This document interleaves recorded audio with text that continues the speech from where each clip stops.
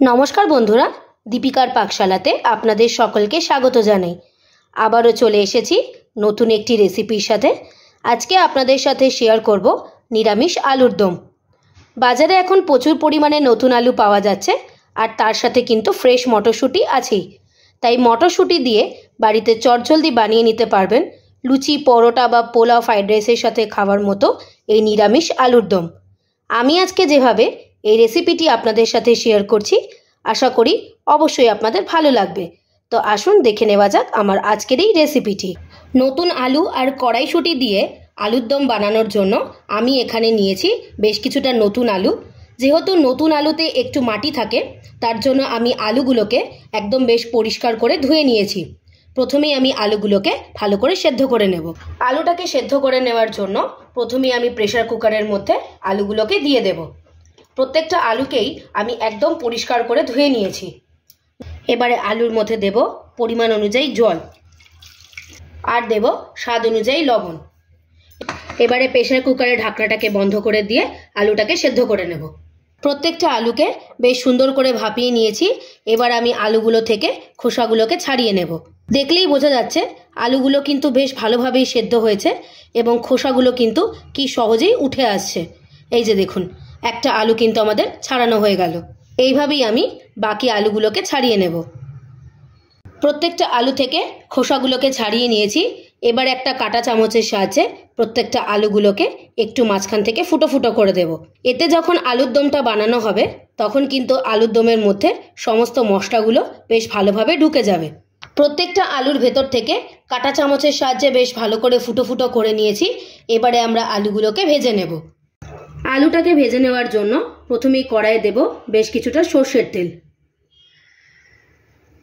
তেল বেশ ভালো মতো গরম হয়ে গেছে। এবারে তেলের মধ্যে আগে থেকে সেদ্ধ করে রাখা আলুগুলোকে দিয়ে দেব। প্রত্যেকটা আলুগুলোকেই কিন্তু আমি তেলের মধ্যে ছেড়ে দেব। এবারে আলুগুলোকে ভালো করে তেলের সাথে মিশিয়ে নেব। এই সময় কিন্তু গ্যাসের ফ্লেমটাকে অবশ্যই মিডিয়ামেই রাখতে হবে। মিডিয়াম ফ্লেমেই আলুগুলোকে একটু ভেজে নেব। আলুর উপরে দেব বেশ কিছুটা হলুদ গুঁড়ো, পরিমাণ অনুযায়ী লবণ। লবণ আর হলুদের সাথে আলুটাকে বেশ লাল লাল করে ভেজে নেব। আলুগুলোকে বেশ হালকা লালচে করে ভেজে নিয়েছি, এর থেকে কিন্তু বেশি ভাজার দরকার নেই। এবারে আমরা আলুগুলোকে তুলে নেব। এবারে প্রত্যেকটা আলু থেকে তেল ঝরিয়ে আলুগুলোকে একটা বাটির মধ্যে তুলে নেব। সমস্ত আলুগুলোকে ভেজে তুলে নিয়েছি। এবারে ওই আলু ভাজার তেলেই দেব বেশ কিছুটা গোটা গরম মশলা, আর দেব একটা ফাটিয়ে নেওয়া শুকনো লঙ্কা। ফোড়নটাকে একটু তেলের সাথে বেশ ভালো করে ভেজে নেব, যতক্ষণ না পর্যন্ত ফোড়ন থেকে একটা মিষ্টি গন্ধ ছেড়ে আসছে। ফোড়ন থেকে একটা মিষ্টি গন্ধ ছেড়ে এসছে। এবারে ফোড়নের মধ্যে মশলা দেওয়ার আগে সামান্য পরিমাণে একটু হলুদ দেব, বেশ কিছুটা মশলার পেস্ট। আমি এখানে আদা, টমেটো আর কাঁচা লঙ্কাটাকে মিক্সিতে পেস্ট করে নিয়েছি। হলুদ দেওয়ার কারণে মশলাগুলো কিন্তু তেলের মধ্যে ছিটকে আসবে না। এবারে হলুদের সাথে মশলাটাকে বেশ ভালো করে মিশিয়ে নেব। আপনারাও যখন বাড়িতে তেলে মশলা ছাড়বেন, চেষ্টা করবেন মশলা দেওয়ার আগে একটু হলুদ দিয়ে নিতে। এই সময় কিন্তু গ্যাসের ফ্লেমটাকে অবশ্যই লোতেই রাখতে হবে। লো ফ্লেমেই মশলাটাকে ভালো করে কষিয়ে নেব।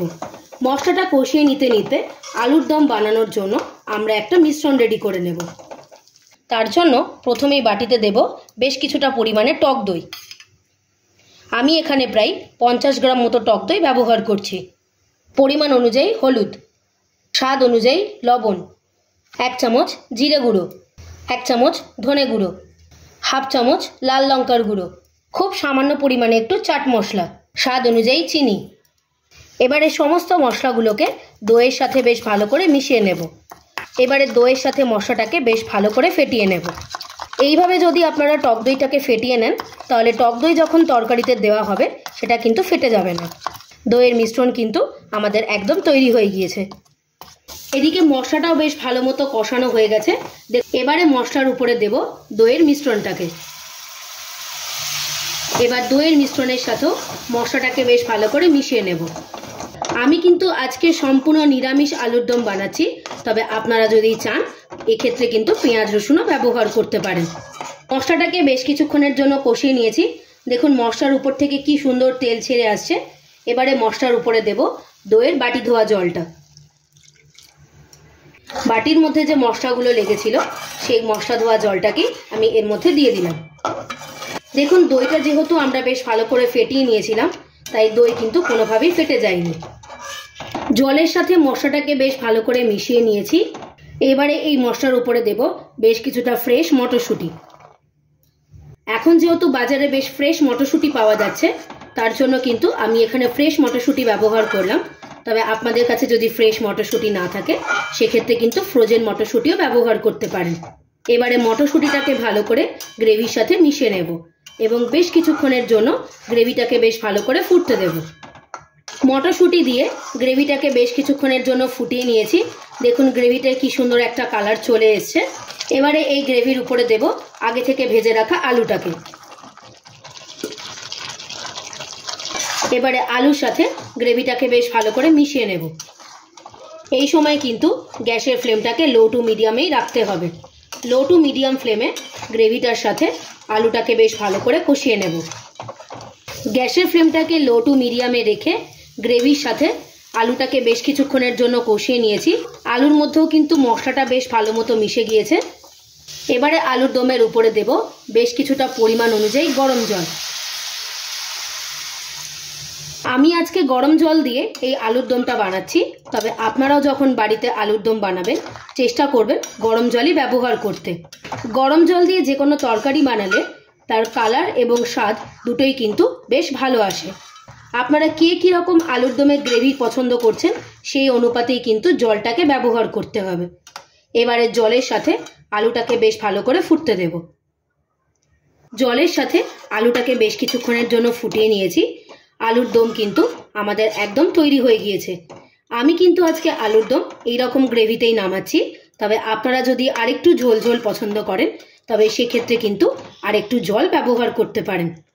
এবারে এই আলুর দমের উপরে দেব বেশ কিছুটা গরম মশলা। আমি এখানে শাহি গরম মশলা ব্যবহার করছি। বেশ কিছুটা কুচিয়ে নেওয়া ফ্রেশ ধনেপাতা।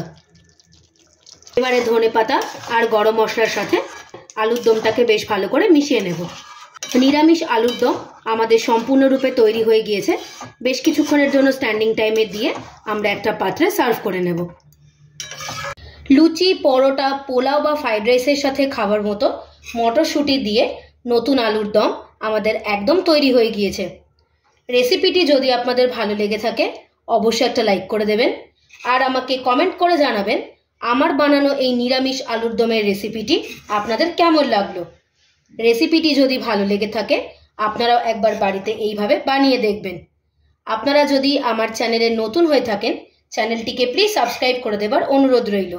আর সাবস্ক্রাইব করে দেবার পরে পাশে থাকা বেল নোটিফিকেশনটি অবশ্যই প্রেস করে দেবেন আমার চ্যানেলে নিত্য নতুন রেসিপির আপডেট পাওয়ার জন্য। ভালো থাকবেন, সুস্থ থাকবেন। দেখা হবে আবারও একটি নতুন রেসিপির সাথে। ধন্যবাদ।